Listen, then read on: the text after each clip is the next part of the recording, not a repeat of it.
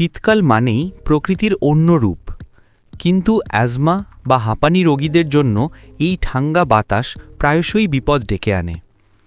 বুকে চাপ, শ্বাসকষ্ট আর কাশির সমস্যা এই সময় কয়েক গুণ বেড়ে যায়। ভিডিওতে আজ আমরা জানব কেন শীতকালে আপনাদের শ্বাসকষ্ট বাড়ে এবং শ্বাসকষ্ট ঠান্ডা নিয়ন্ত্রণের জরুরি কৌশলগুলো কি কি। শীতকালে শ্বাসকষ্ট বেড়ে যাওয়ার কারণ: ঠান্ডা বাতাস।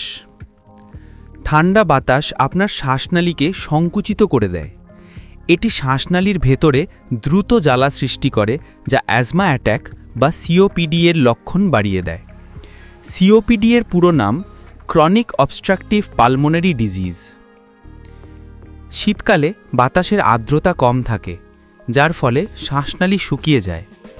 এছাড়াও এই সময় সর্দি, ফ্লুয়ের মতো ভাইরাল সংক্রমণ বেশি ছড়ায়, আর এই সংক্রমণই অ্যাজমা ও শ্বাসকষ্টের সমস্যার প্রধান কারণ।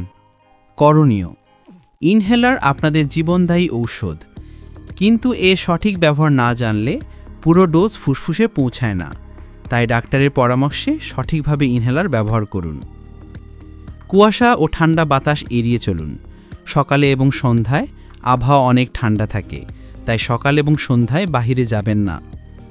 জরুরি প্রয়োজনে বাহিরে বের হলে মুখে মাস্ক পরিধান করুন অথবা নাক মুখ ঢেকে রাখুন, যাতে করে ঠান্ডা বাতাস সরাসরি আপনার নাকে মুখে না লাগে। ঘরের ভিতরে তাপমাত্রা উষ্ণ এবং আরামদায়ক রাখুন, তবে কাঠের আগুন বা ধোঁয়া সৃষ্টি করবেন না, কারণ ধোঁয়া শ্বাসকষ্ট বাড়িয়ে দিতে পারে। পর্যাপ্ত উষ্ণ জল এবং স্যুপ পান করুন। এটি আপনার শ্বাসনালীকে ভিতর থেকে আর্দ্র রাখবে এবং কফ পাতলা করতে সাহায্য করবে। সবচেয়ে গুরুত্বপূর্ণ, আপনার ডাক্তারের দেওয়া অ্যাকশন প্ল্যান অনুসরণ করুন। আপনার রেস্কিউ ইনহেলার বা জরুরি ঔষধ সবসময় হাতের কাছে রাখুন। যদি দেখেন ঔষধের ব্যবহার বাড়াতে হচ্ছে বা লক্ষণগুলো দ্রুত খারাপ হচ্ছে, তবে এক মুহূর্ত দেরি না করে দ্রুত ডাক্তারের কাছে যান।